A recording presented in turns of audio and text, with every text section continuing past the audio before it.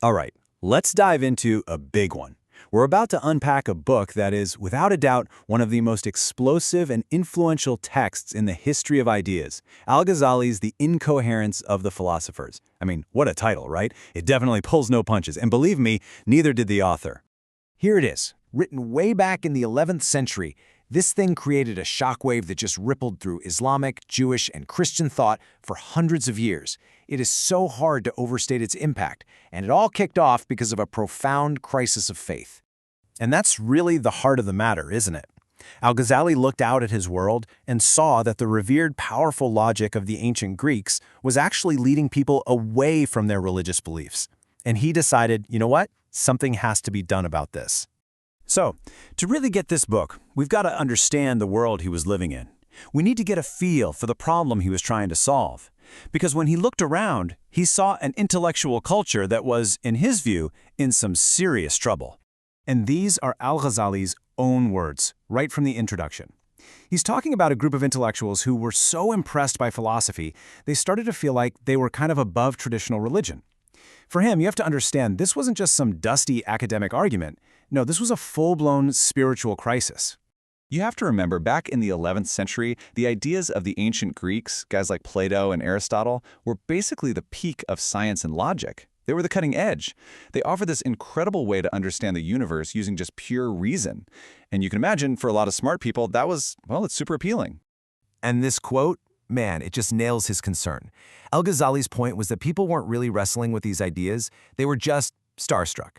They'd hear these huge names, Socrates, Plato, Aristotle, and just accept everything they said, no questions asked, even when it flew right in the face of their own faith.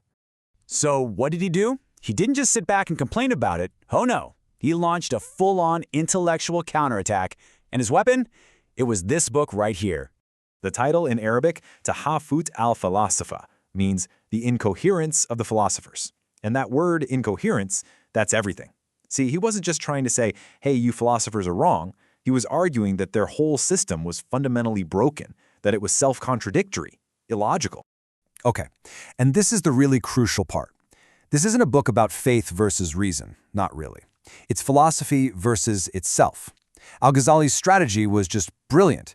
He decided to meet them on their own turf. He said, okay, I'll learn your methods, I'll even accept your starting points for the sake of argument, and then he used their absolute favorite tool, logic, to tear their own arguments apart from the inside. I mean, you can just feel the passion coming off the page here. He's not messing around. For Al-Ghazali, this was personal. It wasn't some intellectual game. He felt it was his moral duty to call out what he saw as just pure foolishness. And yeah, he straight up calls them idiots for blindly following along. So how did he pull it off? Well, this wasn't just some angry rant. No way. Al-Ghazali was super methodical. He laid out a very clear, very precise battle plan to take down these philosophical ideas he thought were so dangerous. And the whole thing, the entire core of his attack, boils down to one number, 20. That's right. He laid out 20 specific arguments, a hit list, really, where he believed the philosophers had gone completely off the rails. It was this comprehensive takedown of their biggest and, in his mind, most incoherent ideas about God and reality. And check this out. It's literally right there in the table of contents of the book. He's like, here are the 20 things you guys got wrong, and I'm going to refute them one by one. This is not some chaotic fight. It is a surgical, methodical deconstruction.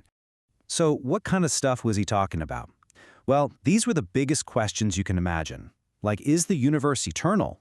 The philosophers said yes, it's always existed, but that totally clashes with the religious idea of creation. Or what about God's knowledge? They claimed God only knows about big-picture universals, not the little details. I mean, that suggests a God who doesn't know about you or your prayers. And then there's the big one, bodily resurrection, a total cornerstone of faith. We're not talking about small details here. These disagreements hit right at the very heart of what it means to believe. Now look, Al-Ghazali had a problem with all 20 points for sure, but he drew a line in the sand for 3 of them. For these 3, he said it's not just that you're wrong, it's that believing these things is fundamentally incompatible with faith. He said they were in violent conflict with religion. Strong words. So what were the 3 big ones, the 3 red lines? First, the idea that the world is eternal, because for him, that erases the need for a creator. Second, the idea that God's knowledge is limited, because if God doesn't know what you're doing, what's the point of faith or divine justice?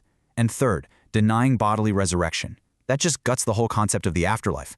For Al-Ghazali, if you believed these three things, you weren't just making a philosophical mistake, you were walking away from faith altogether. So what happened after he published this? What was the fallout? Well, the impact was huge, and honestly, we're still feeling the echoes today. This book became an absolute landmark, a cornerstone of Islamic thought, for sure. But beyond that, it became essential reading for pretty much anyone, believer or not, who wanted to jump into that massive, centuries-long conversation about faith and reason. It basically set the terms of the debate for a long, long time. And this final quote, it really gets to the heart of what he was trying to do. See, his goal wasn't to tear down knowledge or science. Not at all. He wanted to prove that when you really think things through, with true rigor, when you're being coherent, that path doesn't lead you away from God. In his view, it leads you right back. Which kind of leaves us with a big question, doesn't it? Here we are, almost 1,000 years later, in a world drowning in data and science, and we're still trying to figure out these boundaries.